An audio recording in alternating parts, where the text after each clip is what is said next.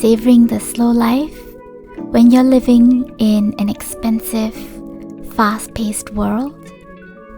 Is it even possible? Like most of us, I grew up conforming to the default way of living my life. Study hard, get a good job. There is a kind of script. When you start working, get a public housing apartment, get married, yes, in that order, have kids, then upgrade from your public housing unit to a private condominium, and then continue grinding in your career forevermore till retirement. It felt like a paint-by-numbers kind of life, where someone already sketched out for you their vision of what your life should look like, and you just need to fill in the little details. But I wanted to paint my own canvas, create my own masterpiece, which is a life that I truly desired. I really tried to fit in, but I found out that the default way of living life just wasn't for me.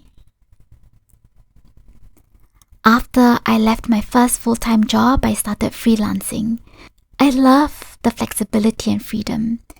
I was able to work while spending time with people who I love, be able to appreciate art, be outdoors in nature, and travel.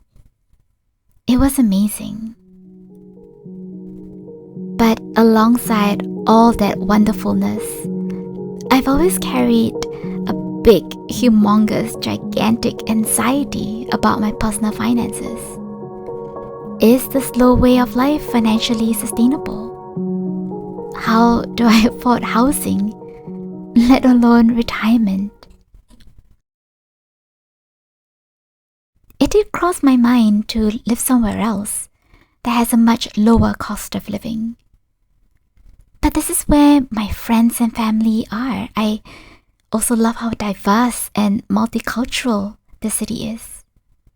There's just too much that I love about where I am right now. I just had to figure out how I can afford to stay here. And I thought we had to choose one. You can either have a life of flexibility or a life of financial ease, that you cannot have both.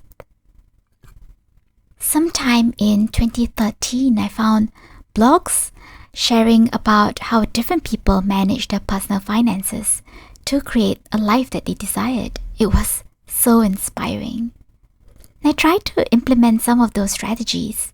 I struggled, of course. I found it challenging to understand this whole new world of personal finance. I had to learn how to put the lessons into my own local context. And more importantly, I had to evolve as a person, not the next avant-garde version of me, if you will, who thinks, feels, and take action in new ways. Now, at that time, this way of managing my personal finances was something that was ridiculed by quite a number of people, even the few that I dared to share it with. But I kept at it. There was so much I had to learn. And to my complete amazement, in less than a decade, I finally achieved it. The slow, simple life that I wanted.